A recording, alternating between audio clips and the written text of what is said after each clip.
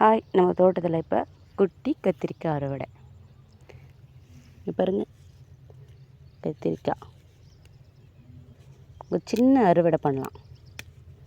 இந்த செடி வச்சு 5 மாதம் ஆகுதுங்க. 5 மாதத்துக்கும் 3 காய் தான் காய்ச்சிருக்கு.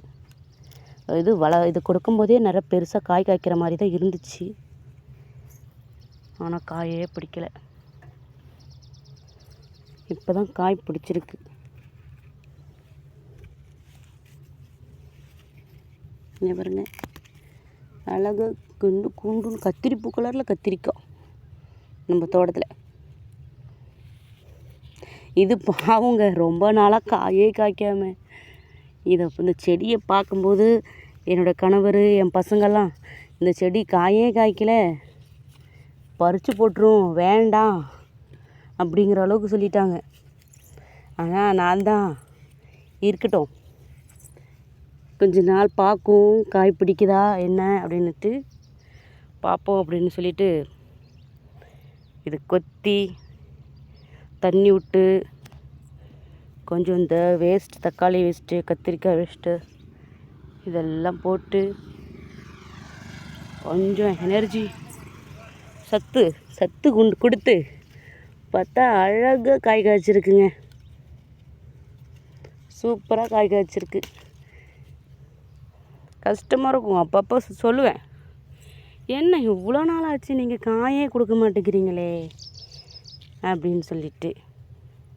ஆனால் இப்போ பாருங்கள், நல்லா ஒரு வறுவலுக்கு கத்திரிக்காய் இருக்குது. இன்னும் இந்த செடியில் கூட இன்னும் ஒரு கத்திரிக்காய் கூட காய்க்கலை.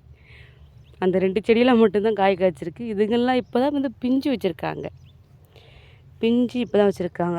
இது கூட நட்டது தான் அந்த மிளகாய் செடி. ஆனால் பாருங்கள், இதில் நிறையா ஒரு சீசன் அறுவடை பண்ணி இப்போ 2வது சீசன் பூ வைக்க ஆரம்பிச்சிருச்சு. சரி பிடிங்கி போடலான்னு நினைக்கும்போது இதில் பூ வச்சிருச்சு. அதனால் பிடுங்கவே இல்லை. மறுபடியும் இதுக்கு நல்லா கொத்தி விட்டு தண்ணியெல்லாம் கொடுத்து சத்து கொடுத்து மறுபடியும் ஃப்ரெஷ்ஷாக காய் காய்க்குது. இங்கே வரங்க, அழகாக மிளகாய் காய்ச்சிருக்கு. மிளகா நாங்கள் வீட்டுக்கு உண்டான மிளகா இதிலே காய்ச்சிருங்க.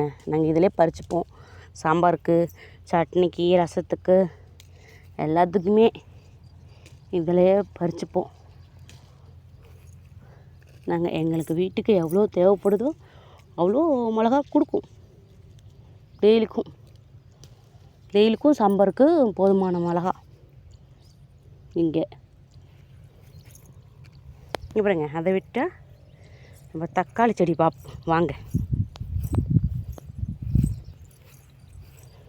என்னடா கோடம்புலா பில்லா இருக்கேன்னு பார்க்காதீங்க.